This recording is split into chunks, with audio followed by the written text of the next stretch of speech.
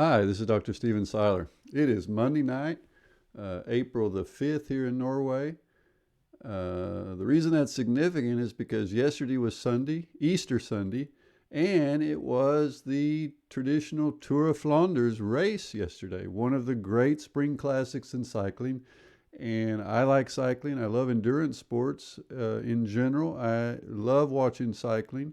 And in particular, I've enjoyed watching the classic races with some of these great young riders like Mathieu van der Poel, like Wout van Aert, like Kasper Asgreen, and so forth. Julian Alaphilippe, just this new generation of attacking riders that are just unafraid and just constantly are pushing. And so this was one of those races, and it came down, if I can show my screen, it came down to two.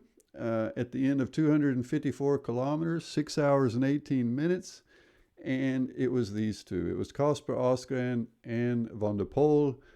And the favorite in that two-person duel coming down the stretch and with a sprint as the likely finish, the favorite was clearly Van der Poel, based on past performances and based on Asgreen being more of a time trialing diesel type rider, at least from before. But that's not the way it worked out. Van der Poel did not win in that duel, and he didn't seem to have maybe what some of the power we've seen in previous races like Strade Bianche and so forth. So I wanted to dig into that, and I ended up spending most of the day because Mathieu van der Poel is fantastic in many ways, but one of the things I like is that he puts his data out there, his actual raw race data from races, both races that he wins, but also races that he doesn't win. And so this is the raw data that was loaded up to Strava, and the first thing we can do is just look at, this is raw second for second data, both heart rate and power in blue, heart rate in red. Everything looks good on both. And then if we use 30-second smoothing, which I've done below, it tends to match things up better, and you get rid of a lot of the what looks like zero power, where they're coasting, but that is happening, but it kind of looks a bit misleading. So here is 30-second smooth data. Unfortunately, when you smooth the data, you also dramatically change the peak powers, and that probably is a misrepresentation of what's really happening, because those 1,000-watt bursts are real, and so they need to be accounted for when we're trying to understand the racing. So the analysis I will do will be on this unsmoothed data, all right? But this is just more of a quality assurance check. Another way to check the quality of the file, this is the power up against the actual climbs. This is elevation data from the GPS, and those curves match up really well with the actual race course. So you can see just peak for peak, you see nice correspondence. So everything looks good about this file. No black box algorithms, nothing, this is the actual power from his crank and the actual heart rate from his heart rate watch. And so then I bring this data into Endura, this file, this program that we developed, John Peters and I. I'll show you the address later if you want to try it yourself. So the first thing I do is just divide the race into 25-kilometer segments. That left a 13-kilometer finish at the end, and that was the flat portion, so that seemed fine. So that's one way of cutting the pie, and you can look at each 25-kilometer segment from the start, and these power outputs are certainly not very intimidating for most riders, but then it starts ramping up once they get to the climbs. The average power goes up, and of course the average is not really where they're at. It's both above and below a lot, and quickly you're breaking down and you're selecting, and people are coming off the back at each one of these climbs. And so this is one of the things we want to quantify, is this high intensity repeatability, because this is what characterizes the top riders that make it through the selection and to the final in these big one-day classics is their ability to just one after another bring on these surges, recover from them, and do it again and again, and still have something left in the tank at the end. So there's some metrics here that you probably haven't seen, and I wanted to go through a little bit. What are in the heck are those? Because these are variables that I have created with the help of John to try to, in a very just open way, create some metrics that help me and maybe help others to understand and quantify this high intensity repeatability, both across a workout or a race, but also between riders and between races. So what do all these new numbers mean? Well, here's an attempt to let you know. First of all, WAR is just work above redline, and it builds on the basic critical power model where the work above the critical power is called W prime, and it's often quantified, or it is generally quantified in cycling as kilojoules. Well, the red line can be different. It could be different red lines. It could be your critical power as estimated from power duration curves. It could be 20-minute power from an FTP test, 60-minute power from an FTP test, and so forth, depending on what you want to use. So that's flexible. And then in this case, the WAR can be accumulated over time. So it doesn't truly represent the single all-out effort W prime, but it represents that high-intensity concept, but then in a kind of a battery-like recharging and partially depleting process that goes on during these races. So you can think of it as multiples of W prime that are utilized and recharged during the race. So that's WAR. Now, another variable is this W prime divided by recovery ratio. W prime recovery prime ratio. Well, what the heck is that? Well, this is an attempt to look at the relationship between the athlete's ability to go above that critical power, do work, and then come down and recover, but repeat. So if we take the sum of the watts times seconds above CP, that's just W prime, but then we divide that by the sum of all watt values, the difference between that watt value and critical power times seconds below CP, then we get kind of a ratio between, you might say, the W prime expenditure and the recovery energy required to come back and do it again. You can think of it as, in this picture, I just took a little 20-minute segment of power output from the Flanders race. You can just think of it as the ratio of these blue segments above the red line to the white segments below the red line. Okay? And so if they're exactly the same, it would be a ratio of 1 kilojoule above for every kilojoule of, you might say, recovery energy below. If it's 0.1, it'd be 1 kilojoule for every 10, meaning a much easier. This would be maybe in this range. This is more like 0.1. This is more like 0.5. So this is the idea of the W prime recovery prime ratio. Then, if we take these two, if we take the total amount of work above redline that's produced during some time segment, and then multiply it times this recovery ratio, work to recovery ratio, then we get what I've just called a high intensity repeatability index. Okay, so that's the numbers, no black box, and no assumptions about nonlinearities and so forth that may indeed be true. But here we're just using the data that's available. Now, here is, if we look at all the different segments of time where the athlete is above his 410 watt estimated critical power, this is what those events look like in terms of a distribution during the entire race. And you see that they're mostly loaded towards the back end of the race. And that's as expected. Truly saving the matches, as they would say, but then a huge expenditure of energy, a huge demand on high intensity repeatability during the decisive periods in the race, and some big individual segments of just high power outputs times many seconds, and then doing these with relatively short recoveries on top of each other. This is when some come over and some do not. So this is when athletes wash out in that selection process. Now here's the typical frequency distribution of different, based on zones.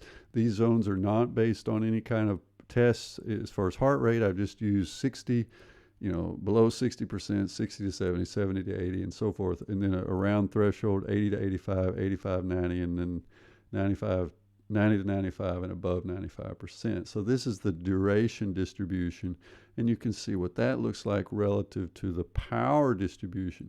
The power distribution in these one-day races will very often look this way, so somewhat of a U-shaped distribution, two kind of modes, a lot of time spent at basically no power output, but then that is providing some rest for what is required, which is a lot of time spent above critical power, both somewhat slightly above and then considerably above, up to, here I've even showed work above 1,000 watts for Van der Poel. So this is a typical distribution. You'll see it's kind of almost a blueprint. Now, here I broke the race up into 5 time segments that are 75 minutes. So that was 5 equal time segments, just about 76 minutes actually. But you can see that the power output is going up, up, up. Here is the big decisive final, the 75 minutes, an average power of 357, but that really doesn't tell the story because, it's huge surges back and forth. And here are some of these high intensity indicators. The accumulated work is actually highest in that 4th time segment, the work above red line, but the intensity, the repeatability demands are highest in that last segment, meaning that this ratio of work to recovery is highest by far in that final hour and 15 minutes. Now here is the final. If we just pull it out, this is the last 75 minutes of the race and some significant climbs that were quite decisive. Here at Kruisberg, Askren, Van der Poel, and Van Aert, all 3 break free. Alaphilippe probably could have been with them, but he is, part of Askren's team, and he lets Askren go. And, that's part of the team dynamics here. And so it's a 3-person race at that point. Then later, Van der Poel launches a tough attack. He's pushing 1,000 watts, 800 to 1,000 watts up the top of Carmont. And this is enough to actually drop Van Aert on this day. Askren manages to bridge back to Van der Poel. So now the race is down to 2, and those 2, in a reasonable way, cooperate and maintain their gap on Van Aert and others chasing, which is about 30 seconds. And they kind of time trial together. So there's a reasonable, it's a fair, fair sharing of the work going into the final. And to be honest, I'm watching, everybody's watching, commentators are saying, okay, Askren, when are you going to do it? If you're going to win this race, you're going to have to, do it from, with a long surge, maybe from from 2 kilometers out or 1 kilometer out. And it just never does happen. And Askren just gets on his tail and prepares for a sprint. And so it seems like he is setting himself up for a loss because Van der Poel is the clear favorite in a match sprint, we think. But that's not what happens. Here's the sprint for Van der Poel, And for those of us who watched, there was just not that amazing energy, you might say, in almost a turning off of the rocket as he gets passed by Osgren with probably still 50 meters to go in the sprint. And this is the actual data, peak power of 1314, which is not too different. He between 1300 and 1400 is a very typical peak watts that he comes up to during these sprints, again, after 4 to 6 hours of racing. But in this case, I would say that the area under the curve, or the 10 or the 15-second power, was nowhere really near his best performances. Okay, and we'll show that in a moment. So Osgren wins. Fantastic race. He I wish I had his data. But the question then is were all of the commentators just wrong that Van der Poel was not really the favorite, or was there maybe a missing gear? It's been he's been on top during the spring season, had a lot of great races. Was he a bit off and in need of the rest that he is now taking until May? So, what you could phrase it in the sense: did he come into the race with a smaller matchbox, a little bit fatigued, or did he distribute his energy in the race inappropriately, or didn't leave enough in the tank? Can we pull any information from this race or other races that give us some clues as to that? And of course, for me as a sports scientist, it says, can I use this as a way of testing some ideas about high intensity repeatability and how that can be quantified? So I went to this race, Amstel Gold 2019, which was, by all accounts, an absolute legendary final performance by an athlete, by Van der Poel. This is the quote from the commentators on Eurosport: he was out of it, he was finished, he was done, it was never supposed to happen. That was one of the most incredible wins you ever likely to see. And they were describing his and Van der Poel's amazing, just solo drive to bridge up to a group, and he pulls everyone with him, and then after he bridges up, he doesn't get on the tail and try to recover. He just blows by him and wins the sprint as well. It really was amazing, and this is what it looked like, the overall distribution in comparison. In comparison to Tour of Flanders. Here's what I just showed you on heart rate and power.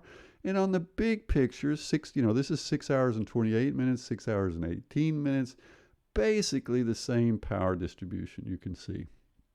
And pretty similar heart rate distribution.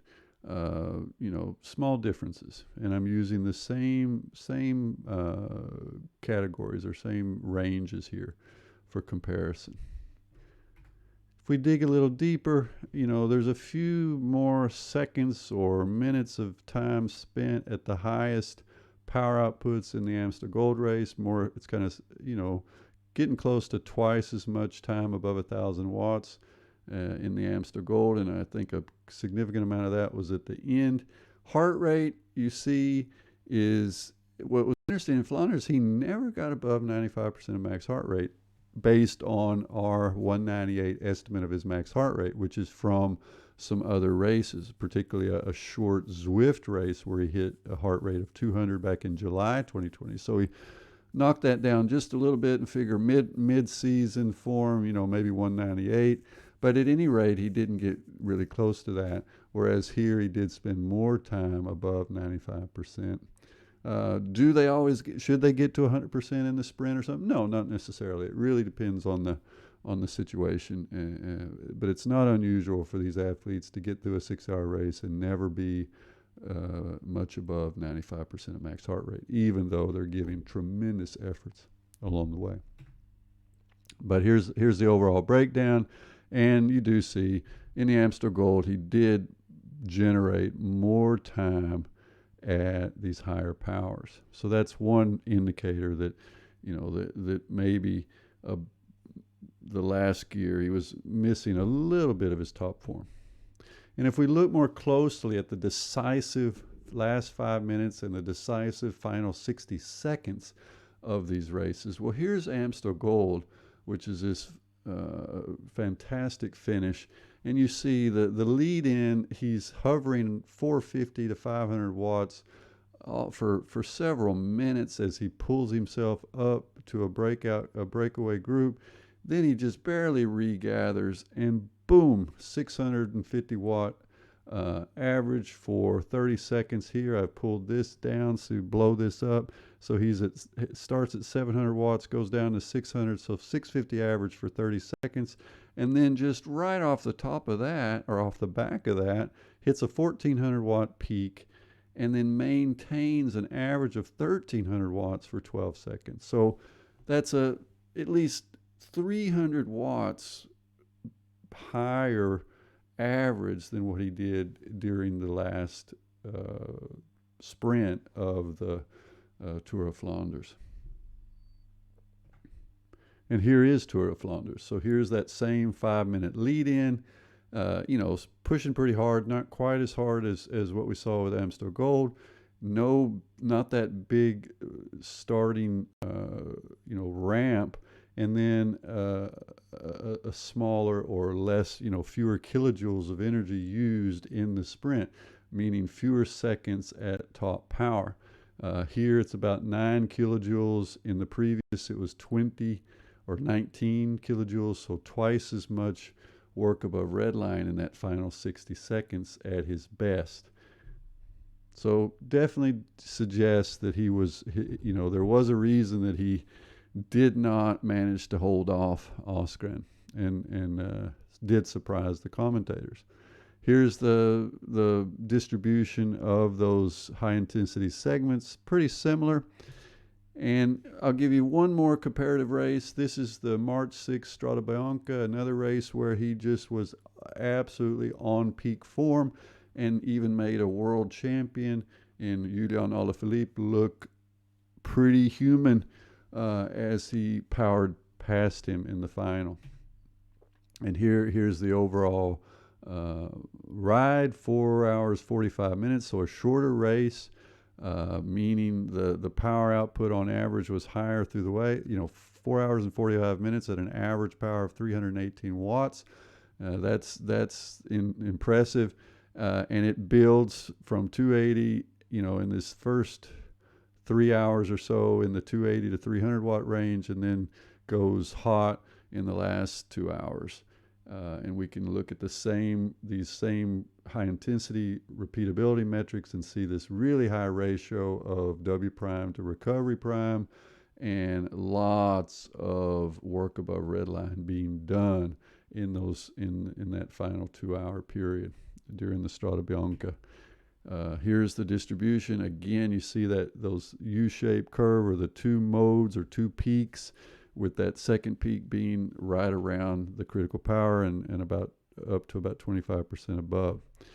And then you look at all three of these distributions, and you see that it's almost a signature shape for this athlete, but I think it's probably also pretty typical of what you will see in any group of riders that are able to get to the final. This is just kind of the way the energy distribution plays out. And then here's the last 5 minutes of Strade Bianche, this 4 hour, 45 minute race. Another, this was, I would say, Van der Poel at his most impressive. And again, we see him able to kind of do a staged rocket final, 3 periods. First a 600 watt surge for about 15, 18 seconds, then just a really short recovery, and boom, another, 0.2 is another 600 watt surge starting up the last climb. And then off the back of that, that's where you see that amazing, 1,000 watt push that left Alaphilippe in the dust, and was kind of the point of this picture, which has been kind of made into an impressionist version, but that was described as what 1 billion watts looks like by the Global Cycling Network commentator. Not quite 1 billion watts, but definitely more watts over more seconds than he was able to produce at the end of Tour of Flanders yesterday. And again, in the last period, he's producing 21 kilojoules. So impressive and clearly better and different from what he was able to bring to the final in Tour of Flanders. So he's human. Oskren is great, and Oskren did his job on the day, as did Van der Poel, just he was missing a little bit, and that's what makes cycling exciting. And it'll be interesting to see how he comes back after a little rest in the coming weeks. So, was it a smaller matchbox, or was it burning the matches in the wrong order or too quickly? I think more I would go with the slightly smaller matchbox coming into the race, a little bit of fatigue. Maybe, as a physiologist, I would say probably the brakes are just a touch on, but I mean, we're talking a few percent difference is the difference between what we see him at his almost unbeatable self and him at his, still almost unbeatable self, but at least human and able to be out sprinted at the end.